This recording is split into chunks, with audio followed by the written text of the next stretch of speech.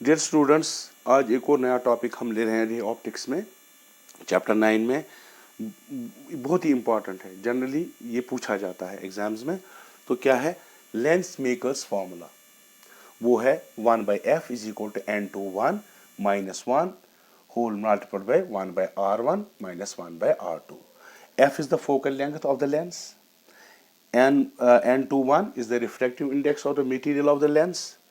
R1 and R2 are the radii of curvature of the lens. ठीक है, ये formula, इसको हम लेंस मेकर्स फार्मूला क्या है? It is the relation between refractive index and the radii of curvatures R1 and R2 and focal length F of lens, which helps lens makers to design lenses of desired focal length and power.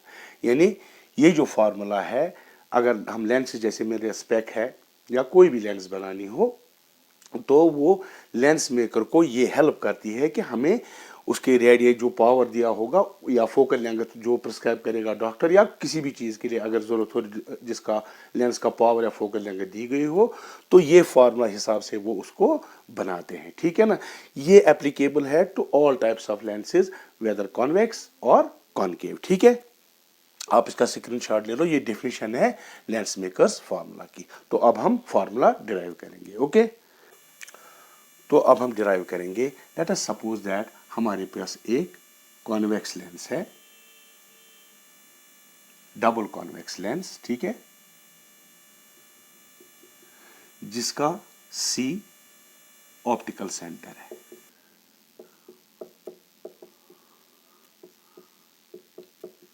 ठीक है, property क्या होती है? Ray of light जो इसमें से पास होगी वो अनडिविएटेड पास हो जाएगी।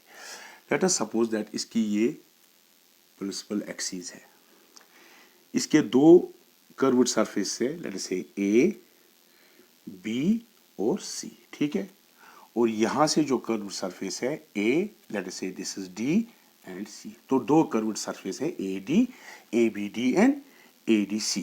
इसका रेडियस ऑफ कर्वेचर R1 है, ठीक है, और इसका रेडियस ऑफ कर्वेचर R2 है। ठीक है, now suppose we have a point object here O, a ray of light incident upon this at this point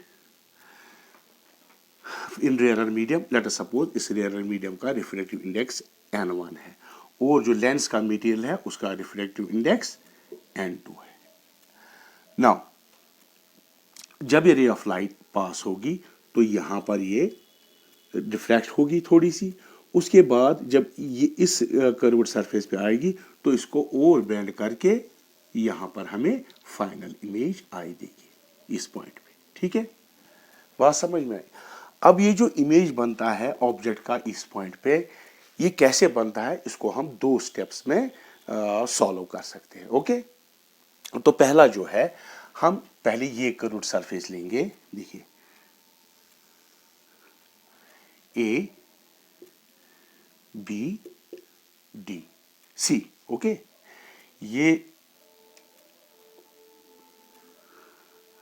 ये है सेंटर ऑफ कर्वेचर C। ठीक है, ये इसकी प्रिंसिपल एक्सिस है।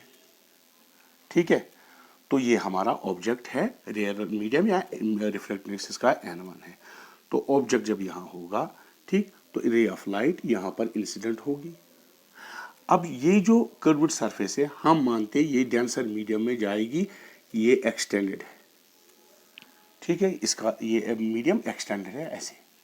ये सरफेस को अब अभी हम नहीं मानते, ये जो कर्व्ड सरफेस है AD हम अभी नहीं मानते।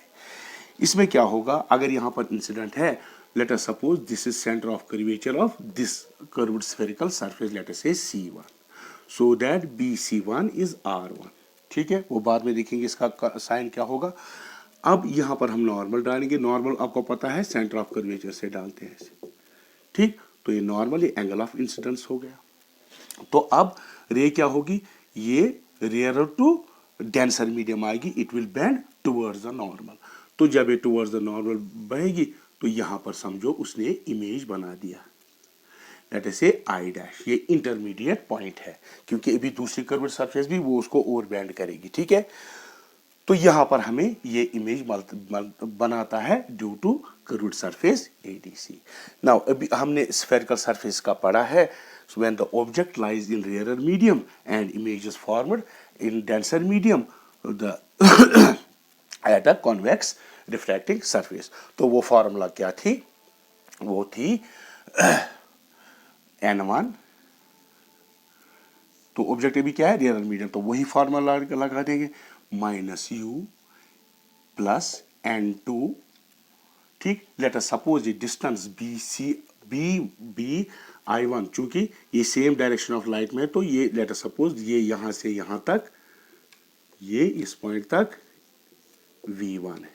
ठीक है, so it will be object distance V1, so it will be n2 minus n1 divided by r1, चूंकि इसका रेडियस ऑफ कर्वेचर r1 है। Now now what is u? ये जो u है BOB, now we can write it as, देखिए OB जो है वो किसके बराबर है? माइनस यू के, और BI1 ये है image distance, that is V1। तो इसमें अगर सबस्टिट्यूट करेंगे तो ये क्या बनेगा? n1 माइनस यू के बदले में क्या लिखेंगे? OB प्लस n2, V1 के बदले में क्या लिखेंगे? BI1 इज इक्वल टू, यहां से ऐसे रहेगा n2 minus n1 divided by r1।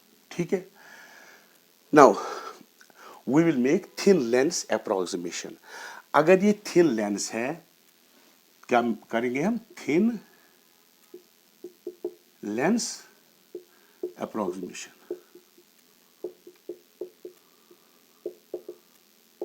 तो यहां पर ये एंगल ऑफ, ये भूल गया था, एंगल ऑफ रिफ्रैक्शन ये है। ठीक है, अब देखिए अगर थिन लेंस है, this C B will lie very close to C. ठीक है ना, ये पूरी थिन है ऐसे, तो ये B will almost lie on C. So we can replace for thin lens approximation, O B किसके बराबर होगा? ओ बी अब होगा ओ सी के बराबर। ठीक है, so O B will be equal to O C and BI1 will be equal to CI1, क्योंकि ये डिस्टेंस छोटी है। ठीक, so it will be BI1 will be equal to CI1। ठीक है, सॉरी CI1। इसमें अगर हम सबस्टिट्यूट करेंगे तो ये क्या बनेगा? Divided by OC plus n2, BI1 के बदले CI1, n2 minus n1 bye r1। ठीक है, इसको हम रखेंगे इक्वेशन 1 नाउ। ठीक है, तो इसका स्क्रीनशॉट ले लीजिए आप। हम अब ये पहला स्टेप हो गया, अब दूसरा स्टेप इसमें ढूंढेंगे। ठीक है, तो इसका स्क्रीनशॉट ले लो आप। तो मैंने इक्वेशन लिख के रखी है, जो हमने इससे पहले इक्वेशन बनाई तो यहाँ लिख के रखी। तो उस वक्त मैं पहले फिर से बताऊंगा, ये कर्व्ड सरफेस थी A, B और C। तो यहाँ पर हमें इमेज मिसाल I' बना था, ठीक है ना, या I1। तो ये अब ये जो ऑब्जेक्ट है ये किस में है? डेंसर मीडियम में। ठीक है ना, अब हम ये कर्व्ड सरफेस लेंगे, कौन सी? ये वाली। ठीक है, तो ऑब्जेक्ट ये पता है आपको डेंसर मीडियम में, मैं अब इसको ये हटा दूंगा, ये सरफेस। ठीक है, तो अब कौन सी लेंगे हम? A, D and C। ठीक है, इसका सपोज इसका सेंटर ऑफ कर्वेचर C2 है। अब ऑब्जेक्ट डेंसर मीडियम में है, दैट इज असल में यहां पर ऑब्जेक्ट ये बनाता है इमेज इसके लिए। तो इसके लिए ऑब्जेक्ट सर्व करेगा, but it will B virtual object. ठीक है, नाउ तो दिखाएंगे लाइट के यहां से तो नहीं आएगी लाइट, असल में यहां से आती है। तो हम ये अब डेंसर मीडियम इस डायरेक्शन में एक्सटेंड करता है, जिसका रिफ्लेक्टेड इंडेक्स n2 है। ठीक है, तो हम पहले ये दिखाएंगे, ये ऑब्जेक्ट डिस्टेंस हमारी कितनी है? असल में जो B से थी, जो भी मैंने दिखाई थी, तो ऑब्जेक्ट इस डिस्टेंस के यहाँ पर है, ऑब्जेक्ट डिस्टेंस है दैट इज जो पहले वाले that is object distance BI1 यहाँ पर क्या है पॉजिटिव, क्यों लाइट भी इसी डायरेक्शन में है और मापते भी हम इसी डायरेक्शन में, ठीक। So it will B V1, ठीक है। तो लेट अस, तो ये जो डेंसर मीडियम से लाइट आएगी वो उसको यहाँ I1 पे जाने नहीं देगी, यहाँ पर नहीं, वो इसको पहले बैंड करेगी। और क्यों, अगर हम नॉर्मल यहाँ डालेंगे N2, ठीक, now light comes from denser to rarer medium, so it will bend away from the normal, so ये यहाँ कहीं पर इसका इमेज बनाएगी फाइनल। तो ये इमेज हमें दिखाई नहीं देगा, ये फाइनल इमेज हमें दिखाई देगा, ठीक है ना। तो इमेज डिस्टेंस कितनी है, इमेज डिस्टेंस है C2I, ठीक है। इमेज डिस्टेंस कितनी है C2I, वो क्या है, वो पॉजिटिव है, ठीक है ना।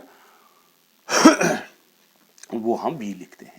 नाउ अब हमारा केस क्या है, the object lies in denser medium and image final image is form in rare medium. तो वो रिलेशन लगाएंगे for refraction at spherical surface, so it will be N2 divided by minus U। अब U क्या है हमारा, जो पहले का V था that is minus V1 plus, अब V क्या है, V तो V है, N1 डिवाइडेड बाय V। ये फॉर्मूलाज हमने सीखी।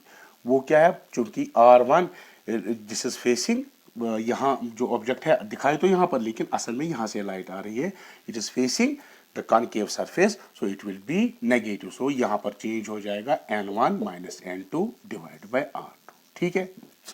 अब ये वैल्यूज दे दीजिए इसमें, सो N2 BI1, ठीक है, plus N1 C2I is equal to N1 minus N2 divide by R2, ठीक है। अब थिन लेंस अप्रोक्सीमेशन के लिए क्या है, ये जो है C2 भी कोइंसाइड हो जाएगा C के साथ, यानी दोनों सरफेसेस का ऑप्टिकल सेंटर एक ही बनेगा, यानी B भी क्लोज टू C होगा, D भी क्लोज टू C होगा। सो DI किसके बराबर बनेगा या C2I किसके बराबर बनेगा, वो बनेगा CI। So for thin lens approximation BI1 will be equal to CI1, ठीक है, और C2I will be equal to CI, ठीक है। तो यहां पर सब्स्टिट्यूट करो, N2 दिस B के बदले में CI1 plus N1 CI will be equal to N1 minus N2 divide by R2, ठीक है। तो ये इक्वेशन 2 हो गई। अब इक्वेशन 1 और इक्वेशन 2 को ऐड करो। जब हम ऐड करेंगे यहां क्या आएगा, N1 bye OC, N2 bye CI1, N2 bye CI1। यहां पर सॉरी, यहां पर ये नेगेटिव है, ठीक है, ये नेगेटिव आएगा, ठीक है ना। तो N2 C1 ऐड करके ये कैंसल हो जाएगा, बचेगा क्या हमारा, बचेगा प्लस N1 CI, ठीक है। तो वो क्या होगा, इसमें से आप कॉमन निकालो, यहाँ N2 माइनस N1 कॉमन निकालेंगे, ठीक। तो यहाँ बचेगा हमारा R1 माइनस R2, ठीक है। ये इस इक्वेशन और इक्वेशन को ऐड करना है, ठीक। फिर से बता रहा हूँ, N2 CI1 ऐड करके कैंसल हो जाएगा, बचेगा क्या N1 बाई OC, और यहाँ क्या बचेगा N1 बाई CI, ठीक।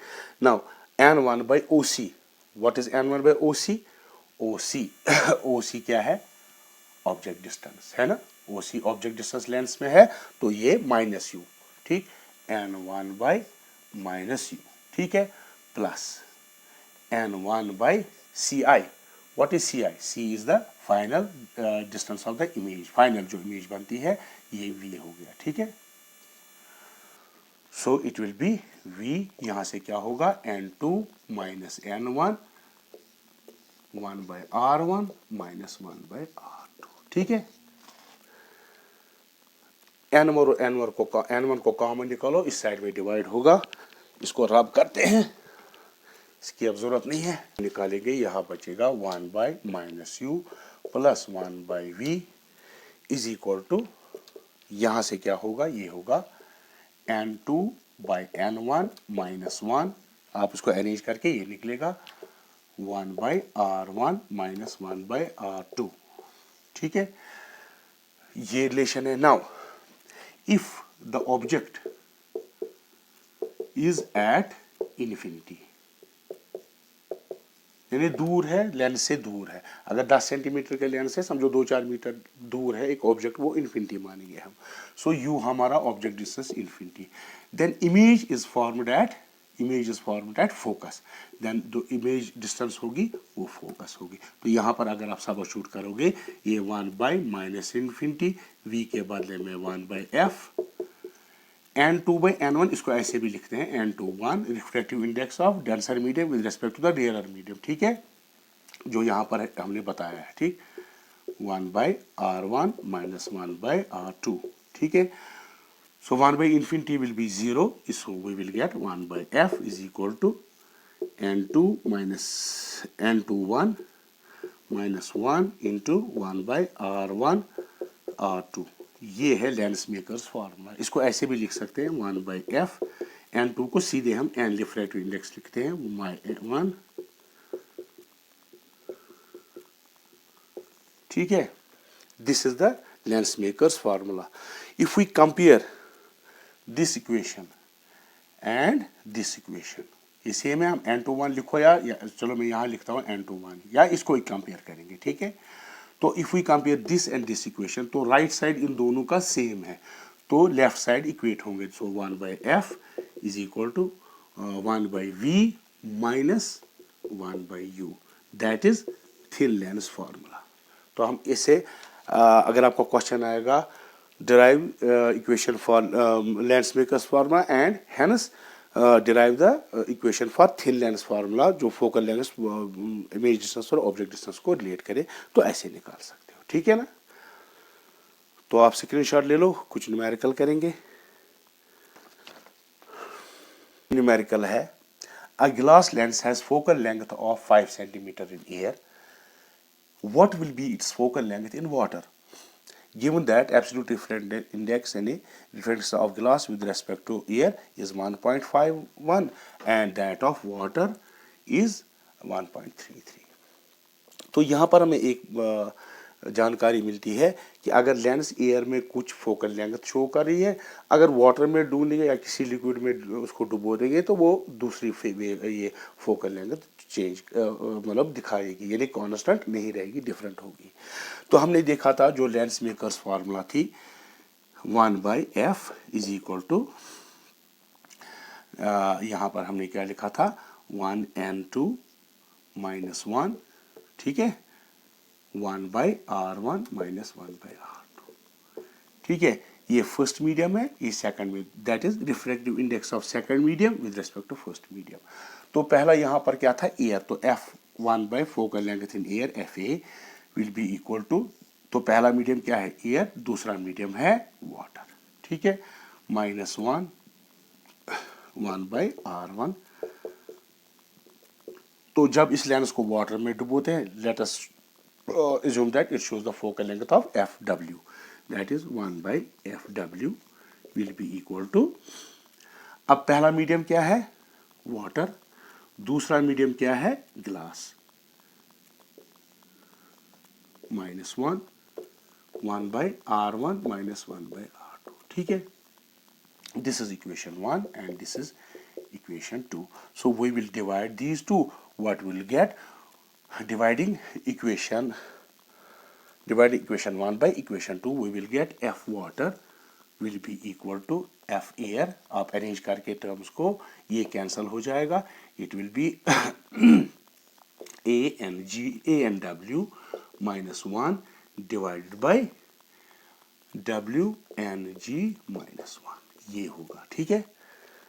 तो अब हम यहाँ what is W N G, refractive index of water with refractive index of glass with respect to water, क्योंकि वाटर से अब लाइट आती है लेंस में, तो गिलास सेकंड हो, तो हमें ढूंढना है refractive index of glass with respect to water. वो क्या होगा, refractive index of glass W N G with respect to water, वो होगा आपका refractive index of glass with respect to air absolute reflect उसका, और विद रेस्पेक्ट टू वाटर करना है, that is A N W. ठीक है, तो वो हमें दिया है, तो ये कितना है 1.51, इसका कितना है 1.51, और इसका कितना है 1.33। ठीक है, तो यहां पर सबस्टिट्यूट करेंगे ये वैल्यूज, तो हमें क्या मिलेगा, F W will be equal to F A, that is कितना है 5 सेंटीमीटर दिखाते, that is 5 into A N W कितना है, वो है A N W that is 1.33 minus 1 divided by 1.51 minus 1। ठीक है, बाकी ये कैंसिल हो जाएगा। इसको अगर आप सॉल्व करोगे तो आप सॉल्व करके देखो कितना आएगा, मैं यहां पर सॉल्व करता हूं। So it comes out to be 18.84 centimetre. ठीक है, सो इट मींस, देखिए हवा में क्या दिखा था 5 सेंटीमीटर, लेकिन वाटर में यही लेंस 18.84 सेंटीमीटर दिखा रहे। It means focal length will increase, that means it's power, converging power will decrease. Okay, तो ये इसका स्क्रीनशॉट ले लो। एक और न्यूमेरिकल करते हैं, एक और न्यूमेरिकल है, a double convex lens are to be lenses are to be manufactured from glass of refractive index 1.55, ये तो पता है, with both of the faces having same radius of curvature। तो यहाँ जो गलती करते हो आप, वो मैं बताऊंगा आगे क्या करते हो। Of curvature same radius of curvature, जिन रेडियस ऑफ कर्वेचर दोनों साइड का सेम होना चाहिए। अगर इसका भी 5 सेंटीमीटर है मिसाल के तौर पर, इसका भी 5 सेंटीमीटर होना चाहिए। ठीक, आप गलती कहाँ करते हो वो मैं बताऊंगा। What is the radius of curvature, the required यानी क्या रेडियस ऑफ कर्वेचर हमें चाहिए, रेडियस ऑफ कर्वेचर हमें निकालना है, क्योंकि सेम है तो हमें दोनों R1 और R2 सेम निकलेगा। If focal length of the lens is to be 20 centimetre. Okay, तो हम लगाएंगे लेंस मेकर्स फार्मूला, क्योंकि रेडियस ऑफ कर्वेचर निकालना है। तो lens makers formula 1/f is equal to n ऐसे -1 इंटू 1/R1 माइनस 1/R2। देखिए जो लेंस होती है, मिसाल के तौर पर ऑब्जेक्ट यहां पर है, तो ये साइड कहाँ है, रियर एंड मीडियम में, this object faces convex surface. ठीक, तो रेडियस ऑफ कर्वेचर इसके लिए पॉजिटिव होगा। लेट अस से दोनों का R है, तो वो R1 जो है वो प्लस R होगा, क्योंकि कन्वेक्स सरफेस ऑब्जेक्ट को ये फेस करती है। जब लाइट यहाँ से आके यहाँ इंसिडेंट होती है, अब ये इमेज बनाया इसने यहाँ, तो वो वहां से जब आएगी, जो इससे पहले मैंने केस दिखाया, तो वो अब फेस क्या कर रहा है, object will be in denser medium, object will be in denser medium and will be facing a concave surface. तो कॉनकेव सरफेस के लिए जो R2 होगा वो होगा -R। ठीक है, बात समझ में आई? तो बाकी तो आसान है। सो 1/f, f कितना है 20 centimetre is equal to refractive index कितना है 1.55 माइनस 1, ये बनेगा R1, R2 क्या है minus, so it will B plus 1/R। ठीक है, तो ये होगा 1/20 इंटू 0.55, ये होगा 2/R। ठीक है, सो R होगा आपको 2 5 10, 2 5 10 11, सो इट विल बी 1.10, ये R इसमें जाएगा इंटू 20। ठीक है, centimetres. So R will be equal to 2.2 into 10, so it will be 22 centimetres. ठीक है, तो रेडियस ऑफ कर्वेचर 22 सेंटीमीटर होना चाहिए। एक और क्वेश्चन है, a magician during a show makes a glass lens with refractive index 1.47 disappear in trough of liquid. What is the refractive index of the liquid? Could it be water?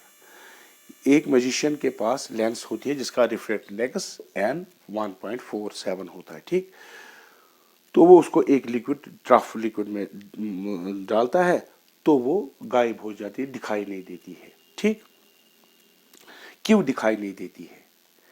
ये तभी दिखाई नहीं देगी अगर वो उनका दोनों जिस लिक्विड में चली गई उसका और लेंस का रिफ्रैक्टिव इंडेक्स सेम हो, दैट इज ये जो लेंस मेकर्स फार्मूला है F A is equal to n21 minus 1 by R1 minus 1 by R2। इसको हम ऐसे भी लिख सकते हैं 1 by F is equal to n2 minus n1 divide by n1।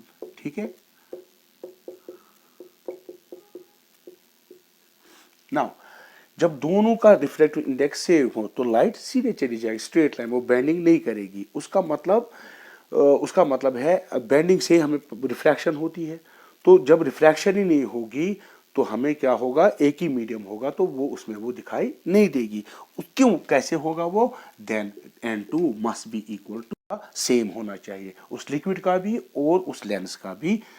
ठीक है, so 1f is equal to n2 is equal to n1, so it will be 0 divide by n1 1 by r1 minus 1 by r2। तो ये 0 हो जाएगा, 1 by F will be equal to 0 और F will tend to be infinity. तो infinity कब होती है, जब फ्लैट सरफेस के लिए, कर्व्ड सरफेस के लिए फोकल लेंथ तो होती है नॉन जीरो, लेकिन जो फ्लैट होती है वो फ्लैट सरफेस जो होती है उसकी फोकल लेंथ इन्फिनाइट हो जाती है। ठीक, और जो रिफ्रैक्ट इंडेक्स होना चाहिए वो वही होना चाहिए उसका 1.47। ठीक है, in order to disappear things they should have same refractive index। ठीक है ना, दो लिक्विड, दो चीजें अगर हमने जोड़ दी आपस में, अगर उन दोनों का रिफ्रैक्टिव सेम है तो वो दिखाई नहीं देंगे कौन कहाँ पर है, एक ही चीज होमोजीनियस बॉडी दिखाई देगी। तो उसके लिए वो it will act as a flat surface. ठीक है ना, तो वो लिक्विड वाटर नहीं होगा बिकॉज वाटर का अपना रिफ्रैक्टिव इंडेक्स है 1.33, तो वो डिस्टिंग्विश हो जाएंगे, उसमें गायब नहीं होगी। तो probably it should be glycerine होनी चाहिए क्योंकि उसका रिफ्रैक्टिव इंडेक्स भी 1.47 है। Okay, thank you.